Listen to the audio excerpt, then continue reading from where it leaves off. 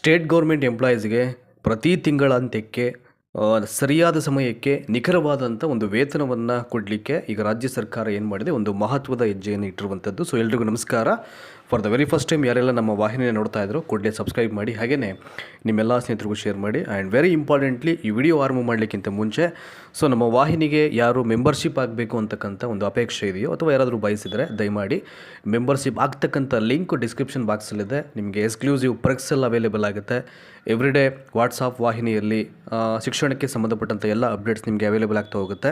So membership link ಅಷ್ಟೇ ಅಲ್ಲ, description box ಒಂದ್ಸಲ ಓಪನ್ ಮಾಡ್ತು ಅಂತಂದರೆ ಅಲ್ಲಿ ವಾಟ್ಸಪ್ ಮತ್ತು ಟೆಲಿಗ್ರಾಮ್ ವಾಹಿನಿಯ ಲಿಂಕ್ಸ್ ಇದೆ, ನೀವು ಕ್ಲಿಕ್ ಮಾಡಿ ಜಾಯ್ನ್ ಆಗ್ಬೋದು. ಹಾಗೆಯೇ previous year question papers like TET, GPT ಮತ್ತು HSTR ಕ್ವೆಶನ್ ಪೇಪರ್ ಬಿಡಿಸಿರ್ತಕ್ಕಂಥ ಒಂದಷ್ಟು ಹಳೆಯ ವಿಡಿಯೋಗಳ ಒಂದು ಲಿಂಕನ್ನು ಕೊಟ್ಟಿದ್ದೀನಿ ನಾನು, ಫ್ರೀ ಆಫ್ ಕಾಸ್ಟಲ್ಲಿ ನೀವು ಕ್ಲಿಕ್ ಮಾಡಿ ನೋಡ್ಬೋದು. ಯಾವುದೇ ರೀತಿಯ ಅಮೌಂಟ್, ಅದಕ್ಕೆ ಚಾರ್ಜಸ್ ಏನೂ ಆಗಲ್ಲ. ಹಾಗಾಗಿ ದಯಮಾಡಿ ಅವೆಲ್ಲವನ್ನು ಲಿಂಕ್ ಕ್ಲಿಕ್ ಮಾಡಿ ಬಳಸ್ಕೊಳ್ಳಿ, ಜಾಯ್ನ್ ಆಗಿ ಮೆಂಬರ್ಶಿಪ್ ಆಗಿ. ಆ್ಯಂಡ್ ಇವತ್ತಿನ ವಿಚಾರಕ್ಕೆ ಬರೋಣ. ಈಗ ನಾನು ಆರಂಭದಲ್ಲೇ ಹೇಳಿದಾಗೆ ರಾಜ್ಯ ಸರ್ಕಾರಿ ನೌಕರರ ಗಮನಕ್ಕೆ ಅಂತ ಇದೆ, ಹೊಸ ವಿತರಣಾ ವ್ಯವಸ್ಥೆ ಜಾರಿಗೆ ಸರ್ಕಾರ ಮಹತ್ವದ ಆದೇಶ ಅಂತ. ಹೊಸ ವೇತನ ವಿತರಣಾ ವ್ಯವಸ್ಥೆ ಜಾರಿಗೆ ಸರ್ಕಾರ ಒಂದು ಮಹತ್ವದ ಆದೇಶವನ್ನು ಪ್ರಕಟ ಮಾಡಿದೆ. ಅಂದರೆ 19ನೇ ತಾರೀಕಲ್ಲಿ ಒಂದು ಆದೇಶ ಆಗಿದೆ.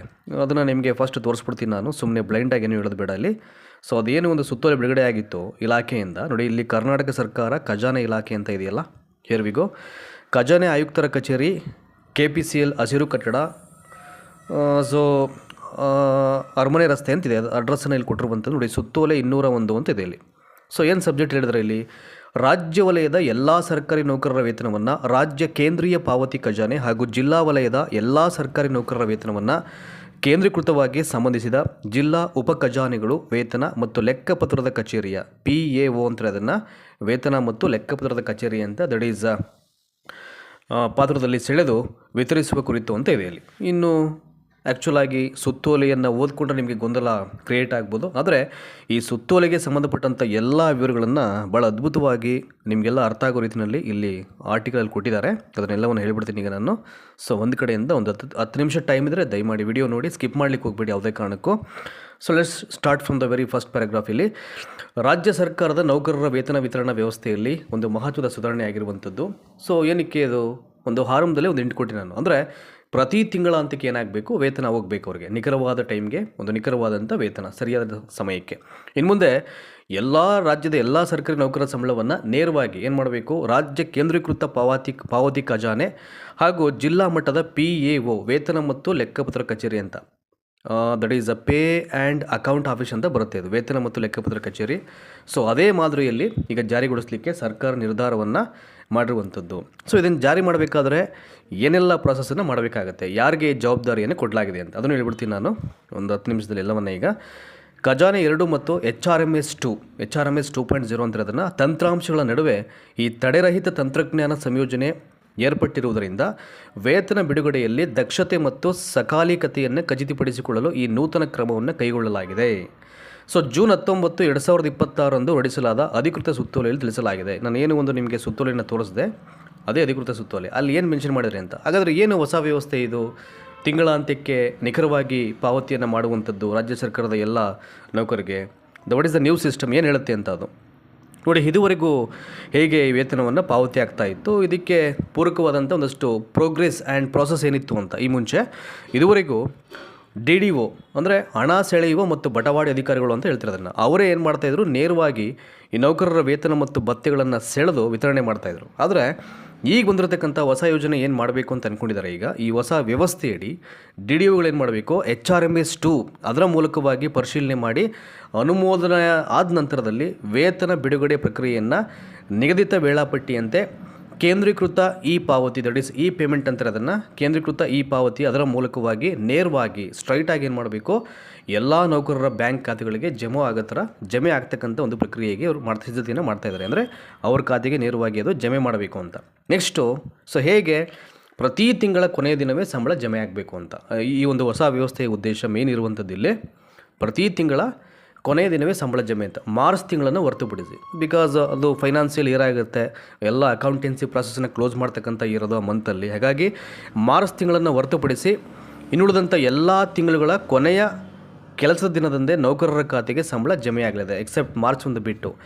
ಮಾರ್ಚ್ ತಿಂಗಳ ವೇತನವನ್ನು ಸೊ ಏನು ಮಾಡ್ತಾರೆ ಅವರು ಅದರ ಒಂದು ವೇತನವನ್ನು ಮಾತ್ರ ಯಾವ ರೀತಿಯಾಗಿ ಪರಿಗಣಿಸ್ತಾರೆ, ಅದನ್ನು ಏಪ್ರಿಲ್ ತಿಂಗಳ ಮೊದಲ ಕೆಲಸದ ದಿನದಂದು ವಿತರಣೆ ಮಾಡಲಾಗುವುದು. So first day of April ಏನಿದೆ, ಸೊ ಅವತ್ತಿಗೆ ಅದು ಬಿಡುಗಡೆ ಆಗುತ್ತೆ, ಮಾರ್ಚ್ ತಿಂಗಳದ ವೇತನ.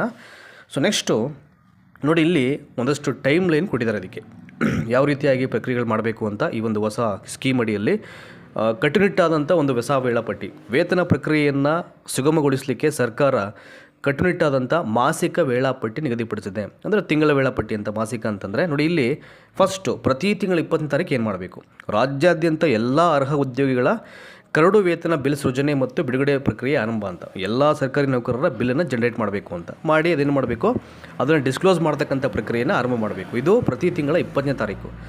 ಇನ್ನು ಪ್ರತಿ ತಿಂಗಳ 24ನೇ ತಾರೀಕೊಳಗಡೆ ಏನು ಮಾಡಬೇಕು ಅಂತ ನೋಡಿ, ಇಲ್ಲಿದೆಯಲ್ಲ, ನೌಕರರ ಭತ್ಯೆಗಳಾಗಿರ್ಬೋದು, ಕಡಿತಗಳಾಗಿರ್ಬೋದು, ಒಂದು ಡಿಡಕ್ಷನ್ಸ್ ಏನಾದರೂ ಇದ್ದರೆ ಅವ್ರದ್ದು, ಅಥವಾ ರಜೆ ಹಾಕಿದರೆ ಸಸ್ಪೆನ್ಷನ್ನು, ಅಥವಾ ವರ್ಗಾವಣೆಗಳಂತಹ ವೇತನದ ಮೇಲೆ ಯಾವುದೇ ರೀತಿಯ ಪರಿಣಾಮ ಬೀರತಕ್ಕಂಥ ಎಲ್ಲ ಮಾಹಿತಿಗಳನ್ನು ಏನು ಮಾಡಬೇಕು, DDOಗಳು HRMSನಲ್ಲಿ ಅಪ್ಡೇಟ್ ಮಾಡಬೇಕಾಗುತ್ತೆ. ಆಯಿತಾ, HRMSನಲ್ಲಿ ಅವೆಲ್ಲವನ್ನು ನೌಕರಿಗೆ ಸಂಬಂಧಪಟ್ಟಂಥ ವಿಚಾರಗಳು ಇವೆಲ್ಲವೂ ಕೂಡ ಅದನ್ನು ಅಪ್ಡೇಟ್ ಮಾಡಬೇಕು. ಇದು ಪ್ರತಿ ತಿಂಗಳ 24ನೇ ತಾರೀಕು ಒಳಗಡೆ ಮಾಡಬೇಕಾಗಿರ್ತಕ್ಕಂಥ ಕೆಲಸಗಳು. ನೆಕ್ಸ್ಟು ಪ್ರತಿ ತಿಂಗಳ 24ರ ರಾತ್ರಿ ಅಂತ, ಸೊ ಅಂದರೆ 11:30 PM ಅದು.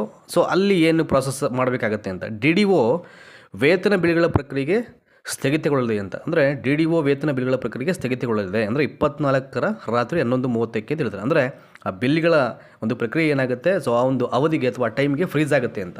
ಅದಾದ ನಂತರದಲ್ಲಿ ತದನಂತರದ ಬದಲಾವಣೆಗಳನ್ನು ಆ ತಿಂಗಳ ಸಂಬಳಕ್ಕೆ ಪರಿಗಣಿಸಲಾಗುವುದಿಲ್ಲ ಅಂತ ಹೇಳ್ತಾರೆ. ಏನೇ ಇದ್ದರೂ 24ನೇ ತಾರೀಕೊಳಗಡೆ ಆ ಏನು ಚೇಂಜಸ್ ಇರುತ್ತೆ ಅದನ್ನು ಮಾಡಬೇಕು ಅಂತ. ಸೊ ಆಫ್ಟರ್ 24 ಆದ ನಂತರದಲ್ಲಿ ಯಾವುದೇ ಬದಲಾವಣೆಗೆ ಅವಕಾಶ ಇಲ್ಲ, ಕನ್ಸಿಡರ್ ಮಾಡಲ್ಲ ಅಂತ, ಫ್ರೀಸ್ ಆಗಿಬಿಡುತ್ತೆ ಆಟೋಮೆಟಿಕ್ಕಾಗಿ ಅಂತ. ಅದು ನೆಕ್ಸ್ಟು ಪ್ರತಿ ತಿಂಗಳ 25ರ ಬೆಳಿಗ್ಗೆ 10 ಗಂಟೆಗೆ ನೋಡಿ, ಇಲ್ಲಿ ಅಂದರೆ ಪ್ರತಿಯೊಂದು ವಿವರಗಳನ್ನು ಸರಿಯಾಗಿ ಹೇಳಿದರೆ ಇಲ್ಲಿ ಪ್ರತಿ ತಿಂಗಳ 25ರ ಬೆಳಿಗ್ಗೆ 10 ಗಂಟೆಗೆ ಅಂತ. ಅರ್ಹ ವೇತನ ಬಿಲ್ಗಳ ಕೇಂದ್ರೀಕರಣ ಮತ್ತು ಕ್ರೋಢೀಕರಣ ಪ್ರಕ್ರಿಯೆಯನ್ನು ಮುಕ್ತಾಯಗೊಂಡು ಖಜಾನೆಗಳ PAO ಲಾಗಿನ್ಗೆ ಲಭ್ಯವಾಗುತ್ತದೆ ಅಂತ. ನೋಡಿ, ಪ್ರತಿ ತಿಂಗಳ 25ರ ಬೆಳಿಗ್ಗೆ 10 ಗಂಟೆಗೆ ಇದರ ಪ್ರಾಸೆಸ್ ಹೇಗೆ ಸ್ಟಾರ್ಟ್ ಆಗುತ್ತೆ ಅಂತ. ಅರ್ಹ ವೇತನ ಬಿಲ್ಗಳು, ಸೊ ಫಸ್ಟು ಬಿಲ್ ಜನರೇಟ್ ಆಗುತ್ತೆ, ನೌಕರಿಗೆ ಸಂಬಂಧಪಟ್ಟಂಥ ಚೇಂಜಸ್ ಇದ್ದರೆ ಅಪ್ಡೇಟ್ ಮಾಡಬೇಕಾಗುತ್ತೆ 24ನೇ ತಾರೀಕು ಒಳಗಡೆ ಆಗಿ. ಇನ್ನು 25ನೇ ತಾರೀಕು ಬೆಳಿಗ್ಗೆ 10 ಗಂಟೆಗೆ ಏನಾಗುತ್ತೆ, ಯಾರು ಅರ್ಹ ವೇತನ ಬಿಲ್ ಜನರೇಟ್ ಆಗಿರುತ್ತೆ ಆ ಬಿಲ್ಗಳ ಕೇಂದ್ರೀಕರಣ ಮತ್ತು ಕ್ರೋಢೀಕರಣ ಪ್ರಕ್ರಿಯೆ ಮುಕ್ತಾಯಗೊಂಡು ಖಜಾನೆಗಳ PAO ಲಾಗಿನ್ಗೆ ಅದು ಲಭ್ಯ ಆಗುತ್ತೆ. ಸೊ ಇದಿಷ್ಟು ಪ್ರಾಸೆಸ್ಸು. ನೆಕ್ಸ್ಟು ಇನ್ ಕೇಸ್ ಏನಾದರೂ ಈ ಎಲ್ಲ ಪ್ರಕ್ರಿಯೆಗಳಲ್ಲಿ ಏನಾದರೂ ಪ್ರಾಬ್ಲಮ್ ಆದರೆ ಏನಾಗುತ್ತೆ, ಹಳೆಯ ಸಂಬಳನೇ ಏನಾಗುತ್ತೆ ಅಪ್ಡೇಟ್ ಆಗಿಬಿಡುತ್ತೆ, ಅಂದರೆ ಫಿಕ್ಸ್ ಆಗಿಬಿಡುತ್ತೆ ಅಂತ. ನೋಡಿ, ಅದನ್ನು ಹೇಳಿದರೆ ಇಲ್ಲಿ ತಪ್ಪು ಏನಾದರೂ ಮಾಡ್ತು ಅಂತಂದರೆ ಹಳೆಯ ಸಂಬಳವೇ ಫಿಕ್ಸು. DDOಗಳಿಗೆ ಇದು ರೆಸ್ಪಾನ್ಸಿಬಿಲಿಟಿನೇ ಕೊಟ್ಟಿದ್ದಾರೆ. ಅವರು ಸರಿಯಾದ ರೀತಿ ಇಲ್ಲೇನು ಹೇಳಿದರೆ ಹೊಸ ವೇತನ ವಿತರಣಾ ವ್ಯವಸ್ಥೆಯ ಅಡಿಯಲ್ಲಿ ಅದನ್ನು ನೀಟಾಗಿ ಕ್ರಮಬದ್ಧವಾಗಿ ಮಾಡಬೇಕು ಅಂತ. DDOಗಳು ನಿಗದಿತ ಸಮಯದ ಒಳಗೆ ವೇತನ ಬಿಲ್ ಪರಿಶೀಲಿಸಿ ಡಿಜಿಟಲ್ ಸಹಿ ಮೂಲಕ ದೃಢೀಕರಿಸದಿದ್ದರೆ, ಏಕೆಂದರೆ ಅದು ಆಫ್ಲೈನಲ್ಲ, ಅದು ಡಿಜಿಟಲ್ ಸಹಿ ಅಂತಂದರೆ ಅದು ಆಟೋಮ್ಯಾಟಿಕ್ ಸಿಗ್ನೇಚರ್ ಆಗುತ್ತೆ. ಅದು DSC E-sign ಅಂತ ಹೇಳ್ತಾರೆ. ಅದರ ಮುಖಾಂತರವಾಗಿ ಅವ್ರು ಏನು ಮಾಡಬೇಕು, ಅದು ದೃಢೀಕರಣವನ್ನು ಮಾಡಬೇಕಾಗತ್ತೆ. ಇನ್ ಕೇಸ್ ಮಾಡದೇ ಇದ್ರೆ ಏನಾಗುತ್ತೆ, HRMS2 ತಂತ್ರಾಂಶವು ಯಾವುದೇ ಹೊಸ ಅಪ್ಡೇಟ್ ಇಲ್ಲವೆಂದು ಅದು ಪರಿಗಣಿಸಲಿದೆ, ದೃಢೀಕರಣ ಮಾಡಲಿಲ್ಲ ಅಂತಂದರೆ. ಅಂತಹ ಸಂದರ್ಭಗಳಲ್ಲಿ ವ್ಯವಸ್ಥೆಯು ಸ್ವಯಂಚಾಲಿತವಾಗಿ ಹಿಂದಿನ ತಿಂಗಳು ಅಂದರೆ ಪ್ರೀವಿಯಸ್ ಮಂತಲ್ಲಿ ಸೊ ಏನು ಕ್ಲೈಮ್ಸ್ ಇತ್ತು ಅದರ ಮೇಲೆ ಏನಾಗುತ್ತೆ, ನೌಕರರ ಬಿಲ್ಲು ಜನರೇಟ್ ಆಗಿಬಿಡುತ್ತೆ, ಏನು ಚೇಂಜಸ್ ಮಾಡದೇ ಇದ್ದಾಗ. ಆಯಿತಾ. ಸೊ ಹೀಗಾಗಿ DDOಗಳ ಕರ್ತವ್ಯ ನಿರ್ಲಕ್ಷ್ಯಕ್ಕೆ ನೌಕರರು ತೊಂದರೆಯನ್ನು ಅನುಭವಿಸದಂತೆ ಎಚ್ಚರಿಕೆಯನ್ನು ಇಲ್ಲಿ ಸೊ ವಹಿಸಲಾಗಿದೆ. ಹಾಗಾಗಿ ಭಾಳ ಕೇರ್ಫುಲ್ಲಾಗಿ, ಸೊ ಯಾರು ಭಾಳ ಸೂಕ್ಷ್ಮವಾಗಿ ಎಲ್ಲವನ್ನು ಮಾಡಬೇಕು ಅಂತಂದರೆ DDOಗಳು, ಯಾಕೆಂದರೆ ಅವ್ರಿಗೆ ಹೆಚ್ಚಿನ ಮಟ್ಟದ ಜವಾಬ್ದಾರಿಯನ್ನು ವಹಿಸಲಾಗಿದೆ ಅಂತ. ನೆಕ್ಸ್ಟ್ ನೋಡಿ, ಇಲ್ಲಿ ಹೇಳ್ತಾರೆ, ಈಗ ಈ ಹೊಸ ಡಿಜಿಟಲೀಕೃತ ಕೇಂದ್ರೀಕೃತ ವ್ಯವಸ್ಥೆಯಿಂದಾಗಿ ರಾಜ್ಯದ ಲಕ್ಷಾಂತರ ಸರ್ಕಾರಿ ನೌಕರರಿಗೆ ಯಾವುದೇ ವಿಳಂಬವಿಲ್ಲದೆ ಪ್ರತಿ ತಿಂಗಳು ನಿಖರ ಸಮಯದಲ್ಲಿ ಸಂಬಳ ಸಿಗಲಿಕ್ಕೆ ಸಾಧ್ಯ ಆಗುತ್ತೆ, ದೊರೆಯುವಂತಾಗಲಿದೆ ಅಂತ ಇಲ್ಲಿ ಹೇಳ್ತಾ ಇದ್ದಾರೆ. ಸೊ ಇದು ಈ ಒಂದು ಇನ್ಫಾರ್ಮೇಷನ್ಗೆ ಸಂಬಂಧಪಟ್ಟ ಹಾಗೆ ಅಟ್ಯಾಚ್ ಮಾಡಿರ್ತಕ್ಕಂಥ ಒಂದು ಸುತ್ತೋಲೆ ಇದು. ಸೊ ಇದುವರೆಗೂ ನಾನು ಏನು ಹೇಳಿದೆ, ಈ ಸುತ್ತೋಲೆಯಲ್ಲಿ ಎಲ್ಲವೂ ಇದೆ ನೋಡಿ. ಇದು 19ನೇ ತಾರೀಕಲ್ಲಿ ಬಂದಿದ್ದಂಥ ಸುತ್ತೋಲೆ, ಅಂದರೆ ನಿನ್ನೆ ಬಿಡುಗಡೆಯಾಗಿದ್ದು ಖಜಾನೆಯ ಆಯುಕ್ತರ ಕಚೇರಿಯಿಂದ, ಸ್ಟೇಟ್ ಗೌರ್ಮೆಂಟು ಖಜಾನೆ ಇಲಾಖೆ ಟ್ರೆಜರಿ ಡಿಪಾರ್ಟ್ಮೆಂಟಿಂದ. ಹೆಚ್ಚು ಕಡಿಮೆ ಒಂದು 9 ಪೇಜ್ ಇದೆ. ಹಾಗಾಗಿ ನಾನು ಮೇನ್ ಏನಿದೆ ಇಲ್ಲಿ ಅವೆಲ್ಲವನ್ನು ಸೊ ಹೇಳಿದ್ದೀನಿ ನಾನು. ಸೊ ದಯಮಾಡಿ ಇನ್ನೂ ಜಾಸ್ತಿ ಇನ್ಫಾರ್ಮೇಷನ್ಸ್ ಬೇಕು ಅಂದರೆ ಇದೇ ಒಂದು ಸುತ್ತೋಲೆಯನ್ನು ಈಗ ನಾನು ಟೆಲಿಗ್ರಾಮ್ಗೆ ಶೇರ್ ಮಾಡ್ತೀನಿ, ಅಲ್ಲಿ ನೀವು ನೋಡ್ಬೋದು. ವಾಟ್ಸಪ್ಗೆ ಶೇರ್ ಮಾಡ್ತೀನಿ, ಅಲ್ಲೂ ಕೂಡ ನೋಡ್ಬೋದು. ಸೊ ಟೆಲಿಗ್ರಾಮು ನೀಟ್ ಎಕ್ಸಾಮ್ ಇದ್ದಿದ್ದಂಥ ಒಂದು ಕಾರಣದಿಂದಾಗಿ ಅದು 20ನೇ ತಾರೀಕು ತನಕ ನಿಷೇಧ ಮಾಡಿದರೆ, ಸೊ 21st ಕ್ರಾಸ್ ಆದ ತಕ್ಷಣ ಏನಾಗುತ್ತೆ, ಅದು ಮತ್ತೆ ಬ್ಯಾಕ್ ಆಗುತ್ತೆ, ರಿಟರ್ನ್ ಆಗುತ್ತೆ ಟೆಲಿಗ್ರಾಮು ಅಪ್ಡೇಟ್ಸನ್ನು ಕೊಡಲಿಕ್ಕೆ ಅವರು. ಹಾಗಾಗಿ ಅಲ್ಲಿವರೆಗೂ ಆಗೋಲ್ಲ. ಹಾಗಾಗಿ ವಾಟ್ಸಪ್ಪಲ್ಲಿ ಶೇರ್ ಮಾಡ್ತೀನಿ, ಅಲ್ಲಿ ನೋಡ್ಕೊಳ್ಳಿ. ಪ್ರತಿಯೊಂದು ಇಮೇಜ್ ಕೂಡ ನಾನಲ್ಲಿ ಶೇರ್ ಮಾಡ್ತೀನಿ ಜಸ್ಟ್ ಇವಾಗಲೇ. ಹಾಗಾಗಿ ಲಿಂಕು ಎಲ್ಲವೂ ಡಿಸ್ಕ್ರಿಪ್ಷನ್ ಬಾಕ್ಸ್ ಇದೆ, ನೀವು ಅದನ್ನು ಕ್ಲಿಕ್ ಮಾಡಿ ಜಾಯ್ನ್ ಆಗಿ ಸುತ್ತೋಲೆ ಏನು ನೆನೆ ಬಿಡುಗಡೆ ಆಗಿತ್ತು ಅದನ್ನು ರೆಫರ್ ಮಾಡೋದು ಅಲ್ಲಿ. So thank you so much. ಇದೇ ರೀತಿ ನಮ್ಮ ವಾಹಿನಿನ ವಾಚ್ ಮಾಡಿದ್ರೆ ಈ ಕಂಟೆಂಟ್ ಇಷ್ಟ ಆಗಿರೋ ಎಲ್ಲರಿಗೂ ಶೇರ್ ಮಾಡಿ. Thanks again.